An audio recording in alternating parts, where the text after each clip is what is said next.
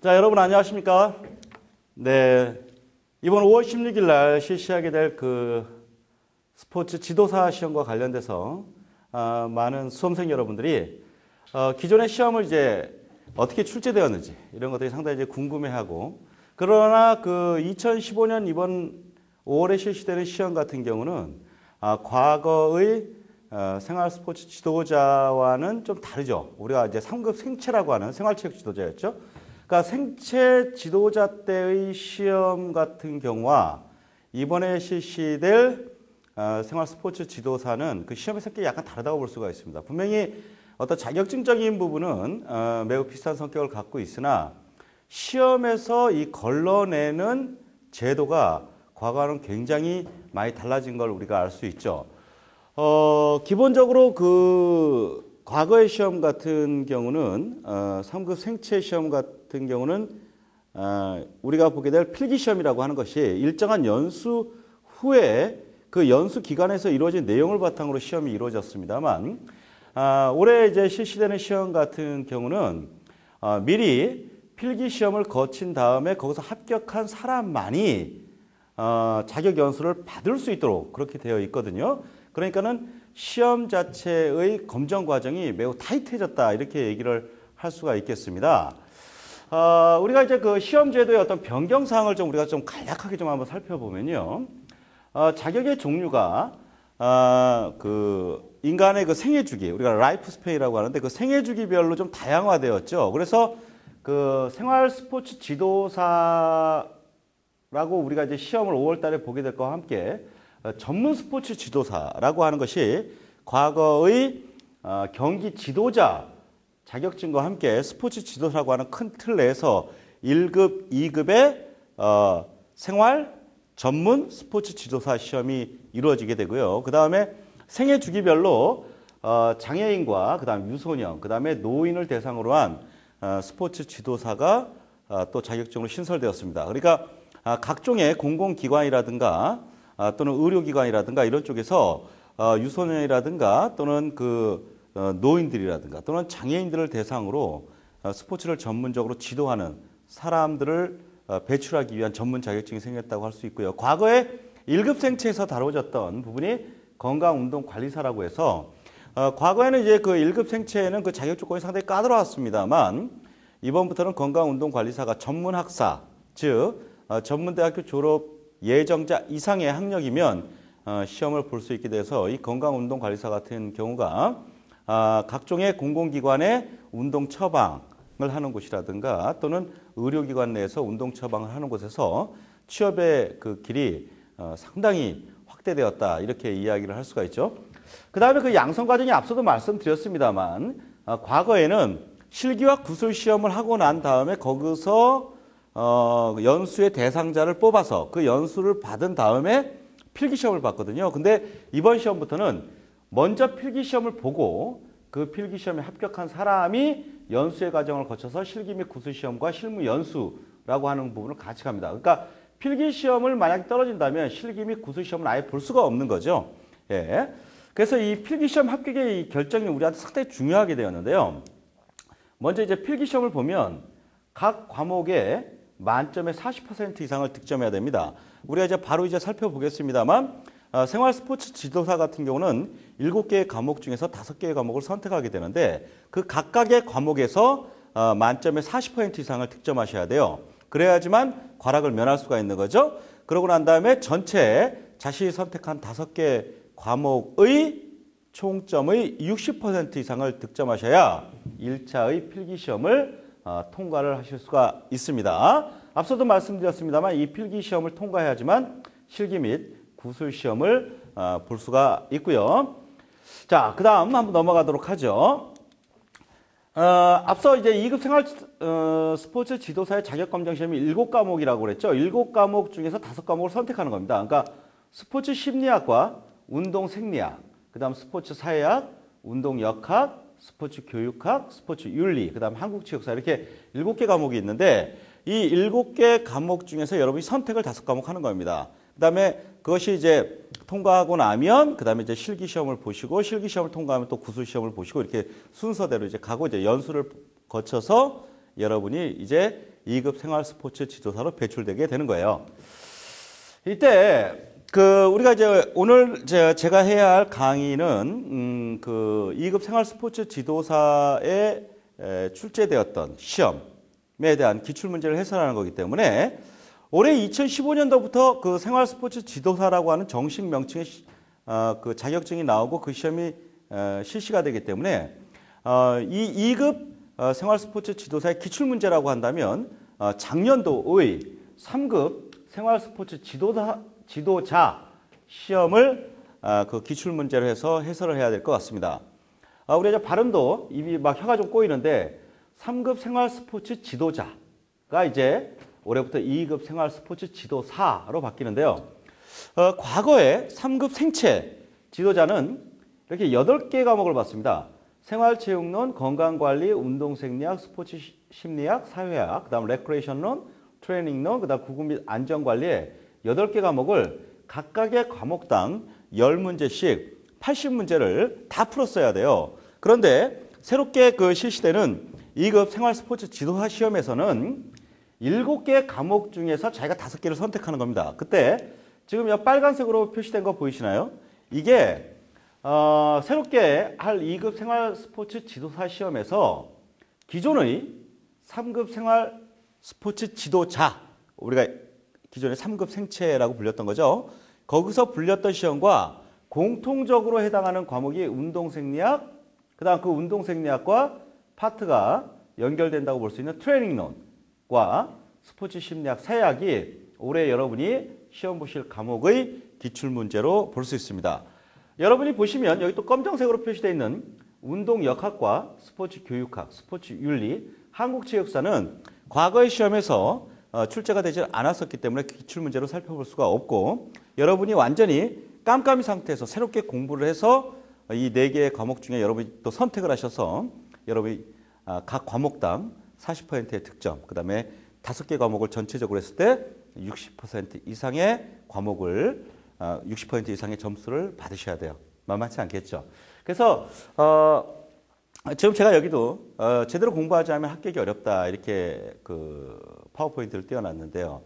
그러니까 과거의 3급 생체 같은 경우는 좀 이렇게 표현을 좀 우리가 일상적인 표현을 하면 조금만 공부해도 합격할 수 있는 시험이었습니다. 왜냐하면 각 지역별로 연수기관이 있잖아요. 그 연수기관 내에서 연수교재라고 하는 게 있어요. 그 연수교재에서 다루어진 내용을 중심으로 해서 시험 문제가 나오기 때문에 상대적으로 시험의 범위가 좀 한정적이지 않습니까?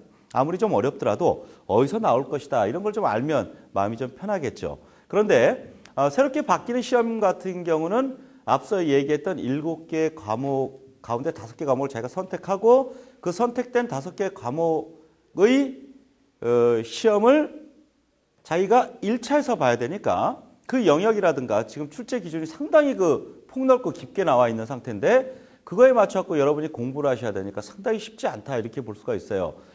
그래서 이제 제가 앞서 강의에서 전체적인 스포츠 지도사 시험에 대한 전체적인 설명회를 한 적이 있었는데요. 그때도 과거에 3급 생체에서는 연수를 거친 다음에 합격률이 약 한 60에서 70% 정도가 나왔는데 올해는 1차에서 시험 보게 되는 2급 생활 스포츠 지도사의 합격률은 그보다 현격히 낮아질 것으로 보입니다. 그렇기 때문에 이 부분이 어떠한 취업을 위해서 그러니까 어떤 스포츠 센터라든가 공공기관의 어떤 기관이나 또는 각급 초등이나 중등의 어떤 스포츠 클럽 활동의 강사나 이런 걸로 취업을 하려고 하는 많은 분들에게 이 자격증이 굉장히 중요한데 특히 이제 대학생들이라든가 신규 취업을 할 예비 수험 취업 준비생들한테 상당히 중요한 자격증이 될 수 있음에도 불구하고 지금 1차의 시험에서 합격을 하지 못한다면 특히 생활 스포츠 지도사 시험 같은 경우는 이 지도사 시험 자체가 1년에 한 번 있습니다. 이번에는 5월 16일 날 보는 걸로 되어 있죠. 그렇기 때문에 이때 취득을 하지 못하면 설령 올 말에 대학을 졸업한다 할지라도 취업이 상당히 어려워지는 이런 부분이 있습니다. 그렇기 때문에 여러분이 이번에 5월 16일 날 실시되게 되는 2급 생활 스포츠 지도사 시험에 반드시 합격하기 위해서 지금 저의 해설 강의를 잘 들어보시길 바랍니다. 이게 이제 작년에 2014년도에 실시되었던 3급 생체 지도자 일반과정 필기검정 시험 문제입니다. 이때 시험이 A형, B형 이렇게 나옵니다. 그러니까 이 A형과 B형은 어떤 시험의 내용이 다른 것이 아니라 문항의 어떤 순서 배열이라든가 이런 것들을 좀 달리해서 자칫 시험을 보는 가운데 일어날 수 있는 어떤 부정행위라든가 이런 걸 예방하기 위해서 A형, B형 돼 있죠. 여러분이 뭐 대학 입학하시기 위해서 뭐 수능, 시험 이런 거 볼 때도 이렇게 A형, B형으로 나눠서 보지 않습니까? 그리고 지금 여기 나오는 한국스포츠개발원에서 바로 이와 같은 그 일반 과정의 필기 검정 시험을 주관을 하게 되는데 제가 이런 시험의 형태를 전체적으로 이제 제일 이게 표지인데요. 여기 이제 감독관의 이제 서명을 이제 받게 되면서 여러분의 성명이라든가 이런 걸 쓰고 하는데 이걸 보여드리는 이유가 이제 여러분이 장차 이제 시험을 보실 때 바로 이런 형태를 보니까 좀 적응을 하라 하는 의미로 보여드리고 있습니다. 그다음 이것이 지금 여러분은 좀 잘 안 보이시겠지만 전체적인 한 윤곽만 보세요. 시험지 안에 있는 내용입니다. 그래서 예를 들면 운동 생리학 이렇게 돼 있으면 각각의 객관식 문제가 이렇게 쭉 출제가 되고요. 여기에는 사지선다인데 가나다라 이렇게 사지선다로 되어 있고 어떠한 특정한 내용을 이 네 개의 예시 가운데 찾는 거죠. 뭐 올바른 거, 뭐 해당하는 거, 또는 잘못된 것 이런 것들을 고르는 사지선다의 문제 형태가 이렇게 되어 있습니다. 그래서 한 페이지에 많게는 뭐 한 10대 문항 또는 적다면 뭐 한 10대 문항이 이 하나의 페이지에 제시가 되면서 여러분이 선택한 그 문항에 따라서 여러분이 채점을 하시면 되겠습니다. 나중에 이제 그 OMR 카드에 체크를 하시고 나중에 이제 그것이 판독기에 의해서 여러분의 점수가 이제 나오게 되겠죠. 자, 이런 윤곽만 보시고요.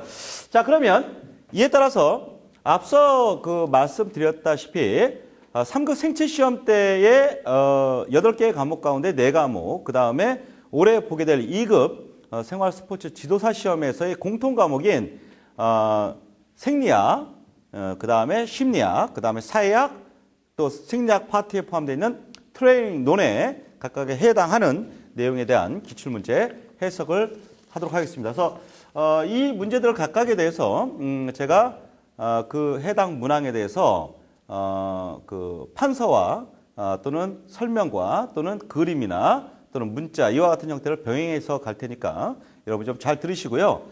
이 강의를 들을 때 이 시험 문제가 같이 갈 거예요. 그러면 그 시험 문제를 좀 다운로딩 받으셔서 그 다운로드 받은 그 시험지에다가 여러분이 제가 좀 이렇게 체크해 드린 내용들을 같이 이렇게 거기다 적어 가시면서 하나하나 공부를 좀 대비하시면 되겠습니다. 이렇게 기출문제를 살펴보는 것은 또한 새로운 시험에 대해서 기존의 그 출제위원들이 어떤 식으로 시험을 내고 또 어떠한 경향성을 갖고 있고 그렇다면 올해 내가 볼 시험에서는 어떤 식으로 시험이 나오겠구나. 그 해당하는 시험에서의 난이도는 어느 정도 나오겠구나. 이런 것들 한번 예측할 수가 있겠죠. 자, 첫 번째 문제부터 한번 봐보겠습니다.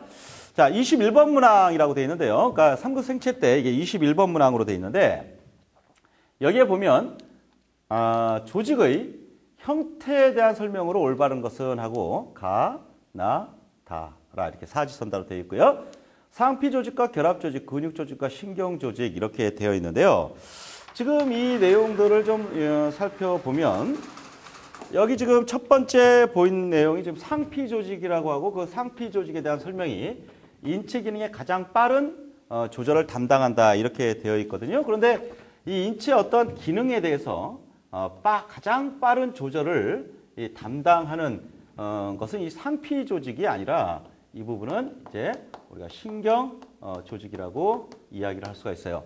그다음 이제 그러니까 이 간은 이미 잘못된 거죠. 올바른 것을 찾는 거니까. 그다음 나 같은 경우는 지금 결합 조직이라고 했습니다. 인체 표면을 덮는 피부와 각종 분비선을 형성한다라고 되어 있는데 이렇게 표면을 덮는 피부라든가 이런 것들은 여기서 어디가 될까요? 예, 가에서 얘기를 했던 상피 조직이 도리어 이 내용입니다. 그러니까 이 내용도 잘못되었죠.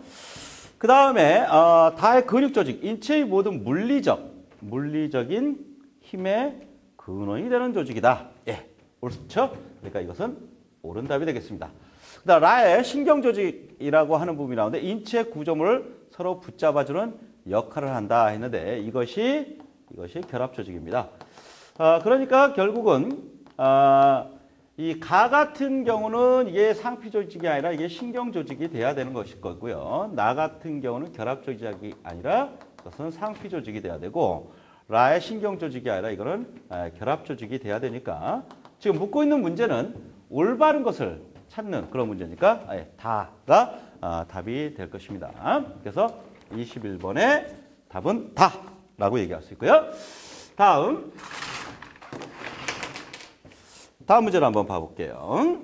22번의 문제를 보고 있습니다. 지구력 트레이닝에 의해서 나타나는 순환계의 변화를 잘못 설명한 것은? 자, 잘못 설명한 겁니다. 시험 문제는 잘못된 것은, 틀린 것은 이렇게 하는 것은 국가시험은 전부 다 이렇게 밑줄이라든가 굵게 표시를 해서 우리 수험생분들이 헷갈리지 않고 잘 풀 수 있도록 그렇게 이제 조치를 하고 있는데요.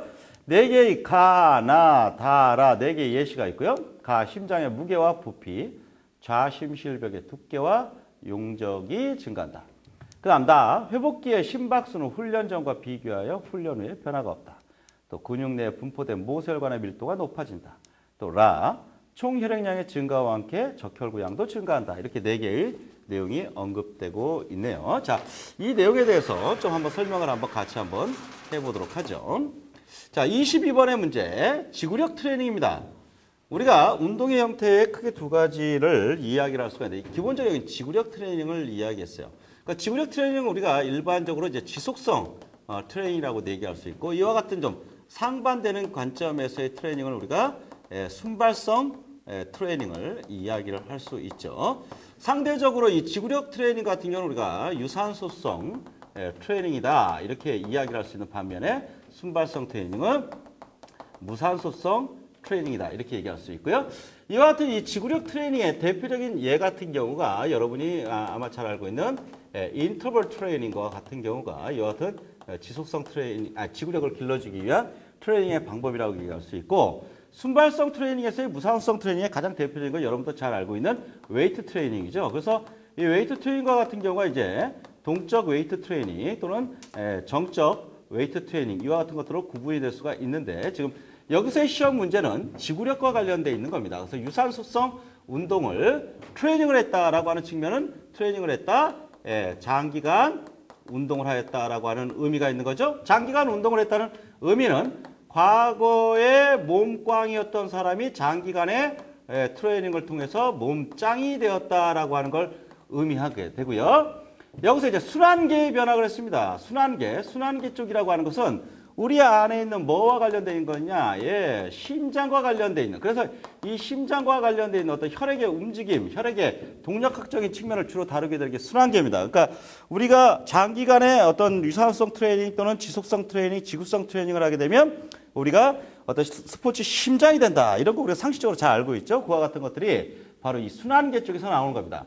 그러니까 우리가 나중에 이제 생리학을 이제 공부하시다 보면 심폐계 그러거든요. 그러면 심폐계라고 하는 거에서 이 심이라고 하는 거, 그 다음에 이제 폐라고 하는 부분이 이렇게 나오는데 심이라고 하는 것이 결국 심장과 관련된 거기 때문에 이런 것들은 순환계, 그러니까 심장에서 뿜어져 나온 피가 온몸을 전부 순환한 다음에 다시 우심방 쪽으로 돌아오면서 또 그것들이 또 우심실을 거쳐서 다시 폐를 갔다가 좌심방 쪽으로 가서 좌심실 쪽에서 피가 나가게 되는데 이와 같은 과정들의 전체적인 구조가 계속 순환이죠. 서큘레이션 되는 겁니다.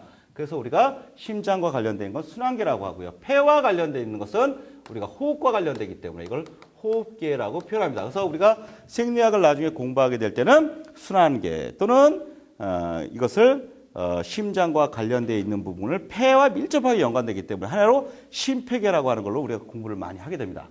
결국 이제 순환계 쪽이니까 결국 심장과 밀접하게 관련되어 있는 어떤 내용과 관련되어 있는 것들의 변화가 나타나는 거죠. 뭔가 분명히 장기간 트레이닝을 하니까 좋은 변화가 나타날 거라는 거죠. 그 좋은 변화가 나타나는데 그 좋은 변화를 설명한 것 가운데 혹시 잘못된 게 뭐냐 이런 거죠. 먼저 심장의 무게 그랬습니다. 심장의 무게. 기본적으로 한마디로 이제 우리가 이 장기간의 트레이닝을 이제 유산소적으로 하면요.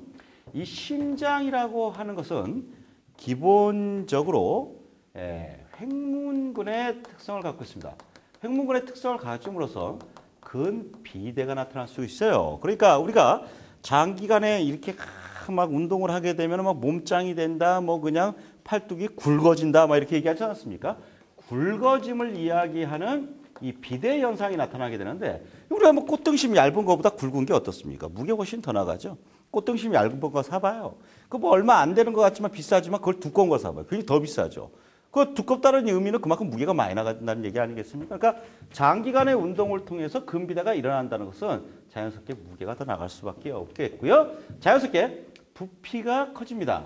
이 부피가 커지면서 무게와 부피가 커지면서 우리는 심장 자체가 우리가 스포츠 활동을 통해서 스포츠 심장이 된다. 그러니까 과거의 몸꽝 시절의 심장의 크기가 예를 들면 요만했다. 그런데 이것이 장기간의 트레이닝을 하게 돼서 몸짱이 되게 되면 심장이 상대적으로 이렇게 커진다라고 얘기하는 거예요. 그러니까 무게와 부피가 커지는 거죠. 그러면서 우리가 여기 자심실 얘기하는데 이 자심실 같은 경우가 실제의 피, 혈액이죠. 심장에 담겨 있는 혈액이 뿜어져 나가는 곳입니다. 그렇기 때문에 우리가 이제 심장이라고 하는 걸 뭐 이제 우리가 이제 계략적으로만 좀 그려본다면 이렇게 이제 나올 수가 있거든요. 상하 좌우로. 그랬을 때 여러분이 보시는 관점에서 우측이 좌에 해당하고요. 왜냐하면 그건 인간이 이쪽에 보면 왼쪽이겠죠. 그 다음에 이쪽은 우에 해당하고요. 이쪽이 심방, 위에가 밑에가 심실의 구조입니다. 그러니까 이쪽 부분은 우리가 자심방, 이쪽은 우리가 자심실, 이쪽은 우심방, 여기는 우심실 이렇게 이야기를 하거든요. 그러니까 기본적으로 이 자심실에서 혈액이 혈관 쪽으로 빠져나가는 거예요. 그래서 온몸을 순환을 하고 난 다음에 우심방으로 들어오죠. 그 다음에 우심실 쪽으로 그 피가 들어온 것이 어디 쪽으로 가냐면 폐 쪽으로 갔다가 폐에서 아주 깨끗한 산소를 들여 마시고 또 온몸을 순환하는 가운데 생긴 CO2를 폐에서 밖으로 배출하고 이런 환기작용이 나오면서 이 깨끗한 O2를 받은 이 혈액이 다시 여기 보면 좌심방 쪽으로 들어왔다가 다시 좌심실로 해서 이렇게 계속적으로 순환되는 구조가 됩니다. 이랬을 때 피가 바깥으로 뿜어져 나올 때 그것을 우리가 박출량 그러잖아요. 그때 한 번에 뿜어져 나오는 박출량, 그럼 우리가 일회 박출량 그러는데 그 일회 박출량이 결정될 수 있는 요 심실벽의 두께가 두꺼워집니다. 심실벽의 두께가 두꺼워진다는 것은 나중에 이와 같은 것들이 심근의 길이의 증가를 꾀할 수가 있어요. 심근의 길이를 증가가 되면 심실에서의 수축력 자체가 증가합니다. 심실 수축력이 증가하면 심장에서 뿜어져 나오는 일회 박출량이 증가하게 되죠. 예, 이런 것들을 우리가 나중에 공부하게 되면 이런 것들을 나중에 프랭크 스탈링의 법칙이다. 프랭크 스탈링 법칙이다. 또 이것을 그냥 프랭크의 F, 스탈링의 S, 그래서 FS 법칙이다. 이렇게도 이제 이야기를 합니다. 그 다음에 용적이 커진다. 좌심실의 용적이 커진다라고 얘기했는데 바로 이 좌심실의 용적이 커지면 그만큼 심장에서 뿜어져 나간다고 그러죠. 좌심실에서. 심장에서 나갈 혈액의 양이 그만큼 증가한다는 거예요. 용적이 크니까. 그러니까 심장에서 뿜어져 나갈 혈액의 양이 증가하니까 자연스럽게 심장에서 뿜어져 나갈 일회 박출량이 증가하게 됩니다. 그러므로 1번은 옳은 내용이다. 이렇게 얘기를 할 수가 있죠. 그 다음 나의 내용을 보시면 회복기의 심박수. 그러니까 우리가 회복기다. 그러면 이건 결국 뭐냐면 운동이 끝나고 난 후란 얘기죠.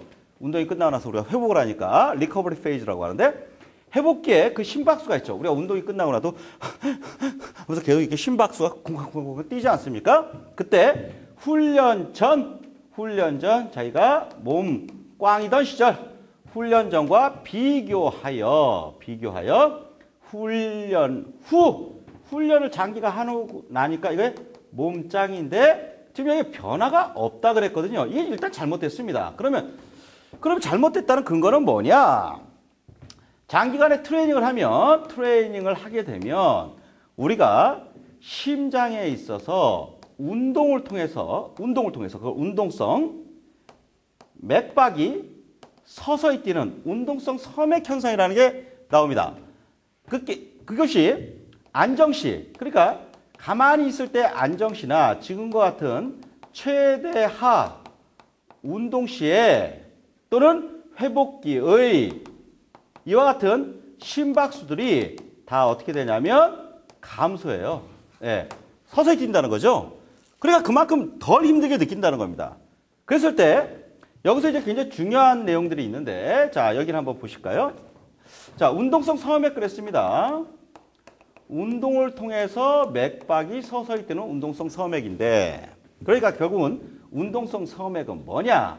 장기간의 트레이닝을 하게 되면 심박수가 감소하는 현상을 이야기하는 겁니다. 이때 운동성 성험액이 크게 나눠서 안정시와 운동시에 전부 다 운동성 성험액이 나오는데 이때 다 교감신경과 부교감신경의 어떤 작용이 우리가 신경계에서 이제 나온다는 걸 나중에 공부를 하게 돼요. 그럴 때 안정시와 관련되면 그것은 부교감신경의 자극이 증가하는 것이 주 원인이 되고요. 운동시 같은 경우는 교감신경에서의 자극이 감소하는 것이 주요한 주된 원인이 됩니다. 이것도 나중에 알아두십시오. 그러니까 이 문제를 푸는 데는 이와 같은 배경적인 지식들이 자기가 충분히 알고 있어야 된다는 거죠. 그러니까 지금 여기서 보면 한번 보시죠. 나의 변화가 없다. 이게 잘못됐어요. 그러니까 여기 잘못 설명한 거니까 이 나가 일단은 답으로 우리가 체크할 수 있죠. 그 다음 근육내, 우리가 근육내, 그러면 우리가 이걸 근조직 이렇게 하는데 근육 내에 분포된 모세혈관, 그러니까 우리가 이제 심장에서 뿜어져 나오면 이제 대동맥을 거치고 그 다음에 소동맥을 거쳐서 나중에 이제 모세혈관 쪽으로 가면서 그 조직 내에 분포되어 있는 아주 얇은 혈관들을 우리가 모세혈관이라고 합니다. 그렇기 때문에 우리가 그 모세혈관을 통해서 조직 구석구석에 피가 가는 거죠. 그러니까 결국은 모세혈관에 여기 보면 내용이 뭐라고 그랬냐면 모세혈관의 밀도가 여기 좁아 지우겠습니다. 모세혈관의 밀도가 어떻게 된다? 높아진다 그랬어요. 모세혈관의 밀도가 높아지면 아까 모세혈관은 어디에 있다고 그랬죠?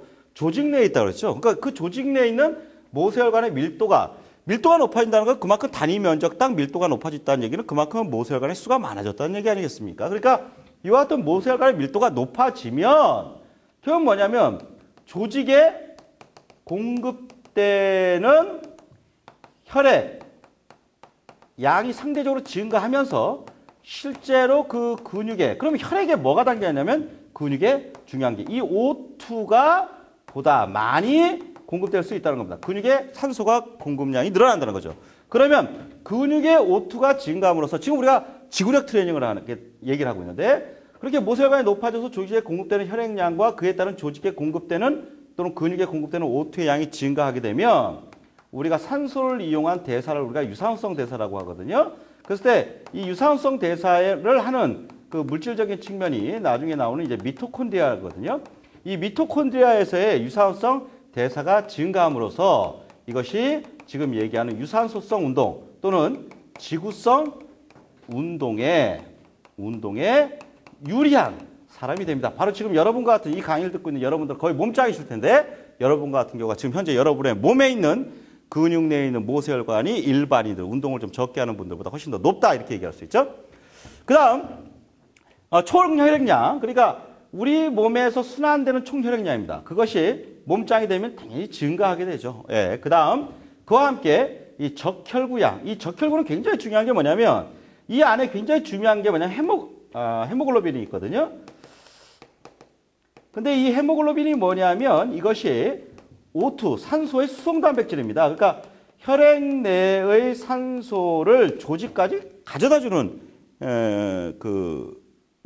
수송단백질이에요. 또 나중에 몸에서 운동의 대사 가운데 크랩 사이클과 전자전달계를 이제 거치면서 특히 크랩 사이클의 부산물로서 우리가 이산화탄소가 생기는데 그 이산화탄소를 또한 중화시키는 과정 내에서 굉장히 중요한 수송단백질이 됩니다. 그래서 이와 같은 헤모글로빈이 다량 함유되어 있는 적혈구의 양도 어떻게 되냐면 여기 증가합니다. 그러니까 헤모글로빈이 증가한다. 또 조직 내에서 이 헤모글로빈과 같은 산소의 수송단백질 역할을 하는 게 뭐냐면 또 마이오글로빈이에요. 헤모글로빈과 마이오글로빈의 양이 증가한다는 것은 결국 산소의 수송단백질이 증가한다는 거기 때문에 이것은 이와 같은 산소를 많이 조직에 O2를 조직에 공급할 수 있다는 의미를 갖습니다. 그렇기 때문에 이것은 유산성 운동에 유리하게 되는 것이죠. 예, 그래서 지금 현재 제시된 내용 가운데 가와 다와 라의 내용은 지구성 트레이닝에 의한 어떤 순환계의 변화로서 아주 타당한 내용입니다만 나의 내용은 도리어 심박수의 내용이 트레이닝 전과 후에 있어 변화가 없다고 했으니까 이 부분에서는 이건 잘못된 내용이다. 이렇게 이야기를 할 수 있겠네요. 네. 자, 다음 문제로 한번 넘어갈까요? 자, 그럼 이거 하나하나 좀 지우도록 하겠습니다. 그래서 여러분이 인터넷 강의를 듣는 분들이라면 이게 판서할 때 제가 아무래도 문항수가 많으니까 좀 이렇게 빨리빨리 이게 진행하는 경향이 있죠. 그러니까 여러분이 그 문제에 대한 판서를 할 때는 영상을 살짝 정지해 놓고 그 영상을 이렇게 정지한 상태에서 판서를 하고 다시 그것을 내용을 듣고 이렇게 차분하게 한번 해보십시오. 저는 진도를 위해서 좀 빠르게 진행을 하겠습니다. 자, 그래서 이제 22번의 문제 상당히 중요한 문제죠. 이 문제는 운동생리학 전공자가 우리 지도사 시험에 출제를 할 때 순환계 또는 호흡계 이와 같은 내용 내에서 심폐계의 변화 내용을 출제하려고 할 때 가장 대표적인 문항 형태라고 보여집니다. 그래서 방금의 내용을 상당히 여러분이 좀 잘 아셔야겠고 공부도 잘 해놓으셔야 될 거예요. 우리가 이제 해야 될 시험 문제 가운데 아주 작은 문제로 자기가 이제 한 5과목은 이제 선택을 해서 4과목은 막 80점씩 막 이렇게 아주 잘 맞았는데, 그러니까 80포인트 이상 맞았는데 특정 과목에서 그냥 잘못해갖고 한 문제가 40포인트를 못 넘어갖고 딱 한 문제 떨어져갖고 그러면 그 해당 과목에 과락을 해서 떨어지면 너무 아쉽지 않습니까? 그러면 1년을 기다려서 또 지도사 시험을 준비해야 한다면 우리 청춘이 너무 아깝죠. 예, 그러니까 여러분 이왕 공부를 한다면 그 남은 몇 개월인데요. 최선을 다해서 한번 해보도록 합시다. 저와 함께. 다음 이제 23번 보겠습니다. 여기 여러분 한번 문제도 한번 보시면서요. 피로 방지 및 회복 촉진을 위한 영양 보조제에 대한 설명으로 연결이 잘못된 거. 무조건 우루살을 먹어야 되냐? 간 때문이야 이러면서 우루살을 먹어야 되냐? 요즘은 뭐 독이 차오른다 가자 뭐 이러면서 이렇게 하던데 우루살 먹는다고 해결될 것도 아니고요. 또 그렇다고 뭐 그냥 무조건 운동만을 열심히 한다. 또 이렇지도 않죠. 요즘은 운동이 지나치면 독이다 이렇게도 되니까. 근데 가장 중요한 건 운동을 역시 하면 좋은데 적당한 강도로 적당한 형태로 운동을 하면서 또 그 운동에서 생긴 피로를 얼마큼 빨리 회복할 수 있느냐. 운동을 하루 열나 해버리고 그 다음에 그냥 일주일을 몸져 누워버리고 이러면 안 되지 않겠어요. 그렇기 때문에 피로 회복이라고 하는 부분이 여기서 나오는 겁니다. 자, 그때 연결이 좀 잘못된 것이 뭐냐. 영양 보조제에 나오는데 저 같으면 뭘 먹을까요? 저는 홍삼이나 먹을까 뭐 이럴지 모르는데 여기 아주 대단히 뭐 여러 가지가 나오는데요. 자, 가에 카르니틴 나오고요. 나에 아스파르트산염 나오고요. 다에 글리세롤 나옵니다. 그 다음에 라에 알기닌 나옵니다. 그러면서 이 각각의 내용을 한번 보시죠. 예, 저도 여기 한번 그 시험 문제를 보겠습니다. 카르니틴이 지방산 산화 과정 촉진을 위한 효소 기질이다. 이렇게 되어 있고요. 아스파르트산염은 암모니아 생성을 완화한다. 예, 그 다음에 글리세롤은 혈액량을 증가한다. 그 다음에 아르기닌은 신경 전달 물질 생성을 개선한다. 이렇게 되는데요. 자, 여기 한번 내용을 좀 또 제가 좀 판서를 해보면 제 녀석은 일단 결과적으로 얘기하면요. 카르니틴의 내용은 옳습니다. 이때 지방산 산화 과정을 촉진한다 그랬어요. 상대적으로 지방산 산화 과정을 촉진하는 효소의 기질을 갖고 있다. 이게 대부분 보면 이 산화 요소적인 측면이다. 이렇게 우리가 이야기를 하는데요. 상대적으로 이런 산화 요소가 많을수록 유산소성 대사가 좋습니다. 유산소성 대사 능력이 좋으면 기본적으로 피로 회복 능력이 좋게 됩니다. 네, 그런 맥락에서 1번의 카르니틴의 작용은 옳은 내용이고요. 그 다음 아스파르트산염에서는 암모니아 생성을 완화한다 그랬어요. 기본적으로 암모니아의 생성이 많아지게 되면 이거는 피로가 올라가게 됩니다. 그럴 때 이 암모니아 생성을 완화해 준다는 것은 결과적으로 피로를 떨어뜨려 주는데 이 작용이 맞습니다. 그 다음 다에 글리세롤 나오는데 이 글리세롤은 역시 지방류, 지질류에 해당하는 물질이라고 하는데 이것이 혈액량을 증가한다. 이제 맞고요. 가나다가 맞으니까 기본적으로 라가 이제 틀리게 될 텐데 알기닌 또는 아르기닌 또는 알지닌 뭐 이렇게 이제 여러 가지 좀 책마다 좀 조금씩 표현이 다른데 여기서 신경 전달 물질에는 뭐 가장 대표적인 게 뭐 아세틸콜린 뭐 예를 들어서 아세틸콜린이라든가 뭐 등등이 이렇게 신경 전달 물질로 우리가 이제 공부를 하게 되는데요. 이런 신경 전달 물질의 생성을 개선시켜 준다 했는데 중요한 건 이 4번이 잘못되었는데 이 신경 전달 물질을 생성을 해주는 것들은 대부분 단백질 계통입니다. 그렇기 때문에 이것은 이 작용을 하는 건 아미노산입니다. 그러니까 단백질 계통의 아미노산이고요. 그러면 이제 우리가 여기서 이제 지금 다 적으셨나요? 한번 적어보세요. 그래서 지금 가의 요 내용, 그다음 아스파르탄염에서 암모니아 생성을 완화한다. 그다음에 글리세롤은 혈액량을 증가하고 알기닌은 신경 전달 물질의 생성을 개선해 주는 내용으로 틀렸는데 신경 전달 물질의 생성을 개선은 단백질 위에서의 아미노산이 주된 작용이고 그러면 알기닌은 어떤 작용을 하는지 우리가 좀 한번 살펴보도록 하겠습니다. 자, 알기닌은 혈압이나 장 운동의 조절이나 또 혈소판의 응고, 또 식균 세포의 기능에 관여하는 여기 산화질소로 있죠. NO. 우리가 이걸 일산화질소라고도 합니다. 뭐 NO2 그러면 이산화질소라고 하죠. 근데 여기서 이거 좀 알아놓으시고요. 산화질소의 전구체 역할을 합니다. 이 알기닌이. 그래서 이 알기닌이 많이 들어있는 식품이 육류, 어류, 유제품, 견과류, 초콜릿 등에 있다고 하는데요. 이때 이 알기닌이 여기 한번 보십시오. 알기닌이 생성하는 산화질소는 아까 산화질소의 전구체라고 했죠. 알기닌이. 그러니까 이 알기닌을 통해 산화질소가 나온다는 거죠. 강력한 혈관 팽창 물질입니다. 혈관을 팽창해줘요. 혈관이 팽창한다는 건 혈압을 낮춰준다는 얘기예요. 혈관이 수축돼 버리면 혈관의 직경이 좁아지죠. 그러면 혈압이 올라가거든요. 반면에 혈관의 팽창 또는 이완시켜주면 혈압이 낮아집니다. 그래서 강력한 혈관 팽창, 즉 혈관을 팽창해서 혈압을 낮춰주는 물질이에요. 그래서 여기 보면 동맥을 이완이라는 걸 확장해준다는 의미입니다. 혈관의 직경이 확장된다. 나중에 우리가 생리학에서 공부하게 되면 이 혈압이라고 하는 것이 나중에 혈관의 직경의 4제곱의 반비례하거든요. 그러니까 혈관이 만약 2분의 1로 줄었다. 뭐 안에 우리 콜레스테롤 같은 것들이 꽉 차갖고 2분의 1로 줄면 혈압은 예를 들면 혈류와 관련되어 있는 혈류 저항이 이 혈관의 직경의 4제곱의 반비례해서 만약에 그것이 2분의 1로 줄는다면 우리 혈류저항은 16배가 증가하게 되는데요. 이와 같이 동맥을 이완시킨다는 건 혈압을 떨어뜨린다고 했어요. 그래서 혈액의 흐름을 어떻게 한다? 원활하게 해주는 겁니다. 이게 중요합니다. 알기닌이 산화질소의 전구체로서 이 알기닌을 통해서 혈관을 확장해 주므로써 혈액 흐름을 촉진시켜주는 물질이다. 그래서 이것들이 협심증과 같은 관상동맥성 심장질환 및 고혈압 등과 같은 순환 관련 질환들을 개선하는 그런 물질이 바로 알기닌입니다. 그러니까 여러분이 알기닌이다 하면 결국 뭐냐? 혈관을 확장하여 혈압을 낮춰주는 또는 시험 문제로 보면 뭐 혈압을 개선해준다 이렇게 표현할 수가 있겠죠. 예, 꼭 좀 알아놓으시길 바랍니다. 다음 24번 문제로 가보겠습니다. 24번 문제 가보면 순환계. 아까 순환계는 뭐와 관련된다고 그랬죠? 심장과 관련된다고 그랬습니다. 그렇죠? 호흡계는요. 폐와 관련된다고 했고요. 그럼 심장은 순환계, 폐는 호흡계. 그걸 하나로 묶으면 심폐계. 이렇게 얘기했는데 이때 심장과 관련된 순환계의 혈액에 대한 설명으로 틀린 것은 잘못된 걸 찾는 겁니다. 자, 가나 다라. 자, 혈액은 55%의 혈장과 45%의 세포로 이루어져 있다. 혈장. 우리가 대부분 이 혈장은 물의 성분을 갖고 있는 거죠.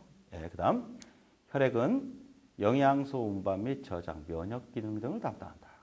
또 혈액은 체온 조절과 호르몬 운반, 노폐물 운반 등을 담당한다. 또 혈액 세포의 대부분은 백혈과 혈소판으로 구성되어 있다. 아까 여기 보면 혈액이 혈장이랑 세포 이렇게 구성되어 있다고 그랬는데 이 라의 내용은 이 세포 가운데, 즉 혈액 세포 가운데 어떤 게 되어 있느냐 이렇게 문제가 나왔어요. 자, 이 내용을 우리가 한번 살펴보도록 하겠습니다.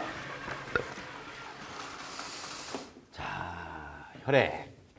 우리가 무심코 보는 맨날 생활 속에서 나 코피 났어. 그 혈액입니다. 자, 혈액은 55%의 혈장, 여기 혈액입니다. 혈액에서의 물과 관련되어 있는 성분들이에요. 그 다음 45%의 세포. 예, 이건 맞는 내용이고요. 그 다음 혈액은 영양소를, 죄송합니다. 혈액은 영양소를 운반하고 저장하고 면역 기능을 담당한다고 했어요. 혈액은 영양소를 운반한다. 그러니까 이게 지금 혈액 아닙니까? 피 아닙니까? 요 피를 통해서 그 피 안에 어떤 영양소, 예를 들면 여러분이 잘 아는 당. 그럼 혈액에 있는 당, 혈당. 그럼 우리 그거를 영어로 뭐라고 그래? 글루코스 이렇게 표현하죠. 그러니까 혈당이나 또는 우리가 근조직 이런 데 지방이 저장될 때는 중성지방의 형태로 저장이 되거든요. 근데 이제 운동 중에 이제 그 지방을 활용해서 유사성 대사를 하게 되는데 이것이 중성지방이 바로 에너지 대사 과정에 ATP를 생성할 수가 없고 이것이 또 다른 물질로 바뀌어야 돼요. 그러니까 그때 바뀌는 것이 우리가 팔미트산이나 스테아릭산과 같은 유리지방산이라고 하는 걸로 바뀝니다. 이걸 영어로 FFA라고 표현해요. 그러니까 이 영양소의 가장 대표적인 게 혈당이나 유리지방산과 같은 것들이 혈액을 통해서 간다는 거죠. 그래서 이제 근조직으로 가서 근조직에 앞서 미토콘드리아라고 하는 ATP의 발전소 역할을 하는 곳에서 유사성 대사를 통해서 활발하게 ATP라고 하는 아데노신 3인산이라고 하는 고에너지 인산화합물을 통해서 우리가 에너지를 갖고서 힘을 발생할 수가 있거든요. 그래서 혈액은 이와 같은 혈당이나 유리지방산 등의 영양소를 운반하거나 또는 아까 지금 혈당 할 때 이 글루코스 이쪽은요. 대부분 탄수화물과 밀접하게 연관됩니다. 그 다음 유리지방산은 벌써 용어에도 나오지만 이것이 지방과 밀접하게 연관되고요. 나중에 우리가 또 탄수화물, 지방 그럼 또 뭐가 있습니까? 예를 들면 단백질 뭐 이런 거 나오죠. 그러면 이제 이런 것들이 또 나중에 아미노산 뭐 이런 것들랑 또 얘기를 하는데 여러분은 가장 대표적인 걸로 혈당과 유리지방산을 알아놓으시면 되겠고요. 그 다음 그 운반하고 또 저장을 한다. 그러니까 우리가 혈액 내에 그것이 저장되어 있다. 그래서 왜 우리가 몸에 예를 들어서 혈당치가 뭐 높아 낮아 뭐 이렇게 표현하죠. 그러니까 그 안에 혈당이 저장되어 있다는 거예요. 안정 시에 일정량이 또는 운동 시에는 그와 같은 혈당량이 좀 높을 걸 요구하죠. 그럴 때는 글루카곤과 같은 호르몬들이 그와 같은 혈당치를 높여주기 위해서 작용을 하고 또 실제 운동이 끝나고 난 다음에 인슐린과 같은 것들의 작용이 혈당치를 또 낮춰주기 위해서 또 작용을 하죠. 그 다음에 여기서 이제 면역 기능들을 담당한다. 면역 기능들은 이제 대부분 이제 백혈구 이런 쪽에서 이제 담당을 하게 되는데 이 백혈구 다 혈액 내에 있는 거니까 혈액은 영양소 운반 및 저장, 면역 기능들은 담당한다. 이거 옳다고 얘기할 수 있죠. 그 다음 또 다의 혈액은 체온 조절, 호르몬 운반, 노폐물 운반 등을 담당한다. 그러니까 혈액은 예를 들면 체온 조절 그러면 예를 들어 우리가 운동을 하게 되면 굉장히 몸이 열이 많이 올라가죠. 그러면 그 올라갔던 열을 낮춰주기 위해서 이 혈액이 피부 쪽으로 가는 혈액의 흐름을 우리가 피부 혈류라고 그러거든요. 이 피부 혈류를 증가시켜요. 피부 혈류를 증가를 시켜줌으로써 발환작용을 촉진합니다. 그러니까 우리가 운동 중에 보면 이게 피부 쪽에 혈액이 많이 간 거를 우리가 조금 이렇게 좀 안 좋은 예로 좀 한번 운동 중에 이렇게 상처를 딱 입으면 피가 굉장히 많이 나죠. 그것은 운동 중에 그만큼 뿜어져 나오는 혈액의 양도 많고 그만큼 혈압도 높아져 있죠. 안정시보다 높아져 있는 상태에서 또 피부 쪽으로 혈류가 많이 와 있으니까 운동 중에 만약에 상처를 입으면 그 상처의 그 어떤 사이즈를 안정시와 비교해 보면 비슷한데도 불구하고 혈액이 굉장히 더 많이 나오고 우리 선수들이 뭐 축구 시합을 하다 헤딩을 하다 다쳤을 때 피가 굉장히 많이 나는 걸 볼 수 있는 게 이 피부 혈류량이 많기 때문이거든요. 근데 결국 그 피부로 가는 혈류를 통해서 체온을 조절할 수가 있고요. 그다음에 호르몬을 또 운반합니다. 호르몬을 그러니까 이 호르몬을 이제 우리가 나중에 이제 내분비계에서 이제 다루게 되는데 우리가 이제 그 운동이라고 하는 거와 관련되어 있어서 그 내분비계에서의 내용 가운데 예를 들면 인체 내에 여러분 아드레날린 이런 거 많이 들어보셨죠? 뭐 영화 제목에도 아드레날린 이런 거. 야, 그 남자는 뭐 그냥 상남자야. 뭐 아드레날린이 뻗쳐 뭐 이렇게 얘기하잖아요. 근데 그 아드레날린이 막 뻗쳐 이런 사람들 보면 저렇게 다혈질이고 막 적극적이고 막 이런 사람들 얘기하잖아요. 그러니까 그런 아드레날린이 우리가 정식 명칭이 에피네프린이거든요. 그리고 그 에피네프린이라든가 노르에피네프린 또는 노에피네프린이라고 하는 거, 그 다음 뭐 도파민이라든가 등등의 이런 호르몬들이 이 혈액을 통해서 이렇게 움직입니다. 그래서 이런 특정한 어떤 그 호르몬들이 어떤 특정한 계를 자극해서 예를 들면 운동 중에는 예를 들면 글루카곤의 호르몬이 뭐 혈당치를 높여주기 위한 작용을 한다든가 또는 혈당치를 낮춰주려고 할 때는 인슐린이라는 호르몬이 분비되면서 이제 그것이 표적기관에 가서 그걸 특정하게 이제 나오거든요. 나중에 부시라고 하는 데서 이제 그런 호르몬들이 나오게 되는데 다 혈액을 통해서 운반되는 거예요. 그 다음 여기 노폐물 운반 또 얘기했죠. 노폐물 운반이다. 그럼 여기 무슨 노폐물 운반인데 혈액을 통해서 뭐 똥이 운반되고 뭐 이런 건 아니고요. 여기에서는 운동 중에 생성되는 가장 대표적인 이 피로물질과 관련된 것들을 여기서 노폐물이라고 얘기하는 겁니다. 그래서 이 피로물질에 여러분들이 꼭 좀 알아둬야 될 것이 가장 대표적인 형태가 이 젖산의 형태. 그러니까 예를 들면 운동을 하게 되면 혈중 젖산 농도가 올라간다 이렇게 얘기하거든요. 그러니까 운동이 강도가 높으면 높을수록 혈액 내의 혈중의 젖산 농도가 증가한다. 혈중의 젖산 농도가 증가하면 우리 몸이 산성화된다. 그럼 산성화되면 운동을 하기가 쉽다, 어렵다? 어렵다. 이렇게 얘기하거든요. 그러니까 몸 중에 이 젖산이 많다는 것은 그러면서 이 용어를 뭐라고 했어요? 혈중 그랬죠. 혈액 내의 젖산입니다. 그러니까 혈액 내의 젖산이 높으면 높을수록 운동하기 굉장히 힘들어요. 그럴 때 그 젖산을 제가 뭐라고 표현했습니까? 네, 피로물질입니다. 그 다음 운동 중에 여러분 이산화탄소 있죠? 네, 이산화탄소와 같은 것들이 대사의 과정에서 생성이 되는데 이 이산화탄소를 체내로 얼마나 빨리 배출하느냐 그걸 잘 배출할수록 그 운동을 잘 할 수가 있고 또 회복이 잘 되거든요. 그러니까 CO2가 운동을 많이 하고 또는 고강도일수록 이 CO2의 생성량이 증가합니다. 몸에서 생성되는 CO2. 이 CO2는 실제로 어떤 거의 대사 과정이냐면 우리가 이제 나중에 이제 공부하게 될 크랩 사이클이라고 하는 또 구연산 사이클이라고 하는 나름대로 유산소성 대사 과정에서의 부산물로서 이 CO2가 생성이 되는데 이 CO2가 증가하게 되면 이걸 빨리 배출해 주지 않으면은 이 CO2가 나중에 이 실제의 그 혈액을 산성화시키는 과정에 굉장히 중요한 역할을 합니다. 그러니까 부정적인 역할을 하죠. 그러니까 이거를 얼마나 빨리 배출하냐가 중요하기 때문에 배출하기 위해서 우리가 많이 들어봤을 겁니다. 환기량이 증가하는 겁니다. 그러니까 여러분이 운동을 하게 되면 호흡이 이게 가빠지죠. 가빠지는 게 산소를 들여 마시는 것도 있지만 바로 몸에서 생긴 피로물질인 CO2를 바깥으로 배출하기 위한 작용입니다. 그러니까 이 다의 체온의 조절, 호르몬 운반, 노폐물 운반 담당한다. 이게 다 맞는 거죠. 그 다음에 앞서 우리가 혈액이 혈장과 세포로 구성되어 있다 이렇게 얘기했는데 라의 혈액세포의 대부분은 백혈구와 혈소판으로 되어 있다. 그런데 이것이 잘못되었어요. 이게 백혈구가 아니라 이게 적혈구입니다. 그러니까 이 적혈구 내에서 우리가 잘 아까 얘기했던 그 수송 단백질인 헤모글로빈 이와 같은 것들이 이 안에 담겨 있거든요. 또 여기 지금 혈소판 얘기를 했는데 이 혈소판은 우리가 그 피가 이렇게 상처가 나거나 그러면은 이렇게 잘 상처로 오므리고 있거나 심한 상처가 아니라면 조금 있다가 이렇게 피가 이렇게 굳죠? 그러면서 자연스럽게 추가적인 출혈이라든가 이런 것들을 방지할 수 있는데 그 작용을 하는 게 바로 혈소판이거든요. 그래서 이 혈액의 응고작용을 담당하는 이런 혈소판이 혈액세포 내에 있거든요. 그럴 때 이 혈액세포의 대부분은 백혈구와 혈소판으로 구성되어 있다 중에 이건 백혈구가 아니라 적혈구입니다. 그리고 이 백혈구라고 하는 거 이것은 실제로 면역기능 백혈구는 면역기능 이 안에 있는 뭐 T세포 뭐 이런 것들이 상당히 중요하죠.